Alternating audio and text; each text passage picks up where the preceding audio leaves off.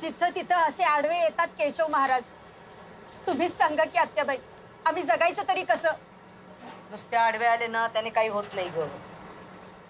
पण तोंडाला येईल तेवढे पैसे उकळतात अडलेल्यांकडनं. कुणाकडनं किती पण पैसे उकळू देत, आमचं काही म्हणणं नाही. अहो पण दुसऱ्याला जगण्यापुरतं तरी सोडा म्हणाव की.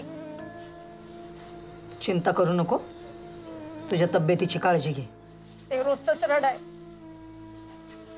पर आत्याबाई, तुम्हीच सांगा की पत्रे सावकारांना पंच कमिटी बसवा म्हणून. वय आत्याबाई, तुम्ही सांगाच पत्रे सावकारांना. नाहीतर आम्ही दोघं काय भरल्या पोटी जीव सोडत नाही बघा.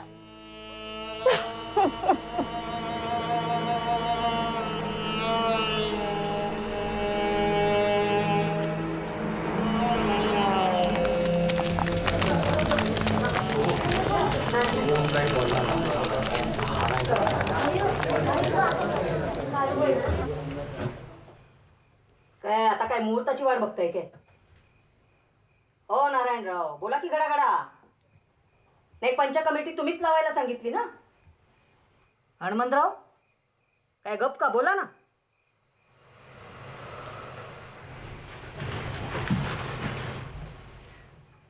आता काय काय सांगू महाराजा. अहो, आई जीव घाली ना आणि बाप भीक मागू दे ना, अशी अवस्था झाली बघा.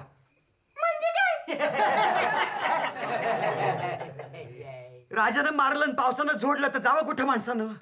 हो पंडित, जरा इसकडून सांगा. म्हणजे इकडे आर आणि तिकडे वीर अशी अवस्था झाली आमची. तुम्ही काय म्हणींची स्पर्धा ठेवली आहे काय?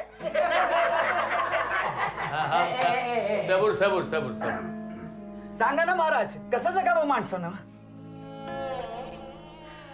नोकरी सुटलेली, पदरी मूलबाळ नाही, तरी रेटतोय प्रत्येक दिवस भोजनावळीच्या आशेने, आजारी बायकोला सांभाळत. हो, कधी कधी यजमान पंगत पण वाढत नाहीत. ए रिकामं पोट ढवळून निघतं. त्यात हा केशव भटजी सुखानं मरू पण देत नाही आम्हाला. काय रे नारायणा, मी कसली लात मारली तुझ्या जगण्यावर? हो, यजमान बळापोळी बंद करा आता. मग जागेवर थांबा की. मटक्याचा अड्डा आणि दारूचा गुत्ता दिसला की चालले, आणि वरून सांगायचं की मी यांचे यजमान पळवले म्हणून. त्रास होतो जीवाला,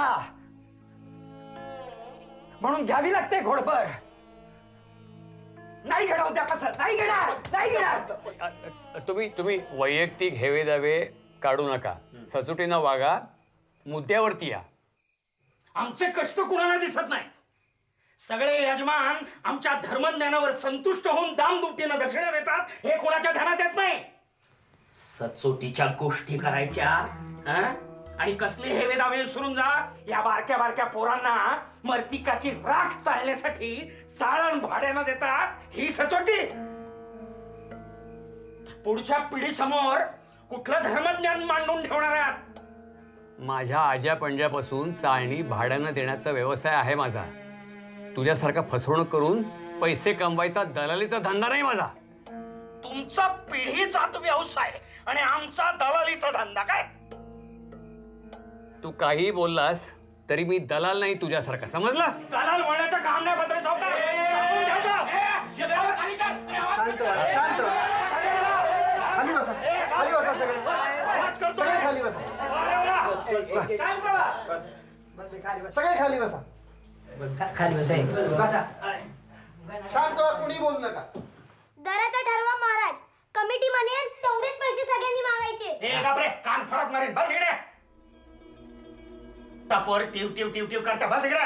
ए केशव भटा, तुझ्या तिरडीचा मोडला बांबू भाड्या जात काढायचं काम नाहीये सांगून ठेवती. चांगल्या सोडी तुझं मी. ए तोंड सांभाळून बोल. ही बघा काय बोलते. अरे भांडू नका, शांत व्हा. समजांनी बोलायचं ठरलंय. महाराजांनी सांगितलंय तसं मी पण बोलणार. हजामतीचा दर किती, तिसऱ्याचा किती, दहाव्याचा किती, 10वा आणि तिसरा एकदम करायचं असेल तर त्याचा दर किती, हे आज ठरलंच पाहिजे. हार मारता बरोबर बोला. वार माझ्या वाघा.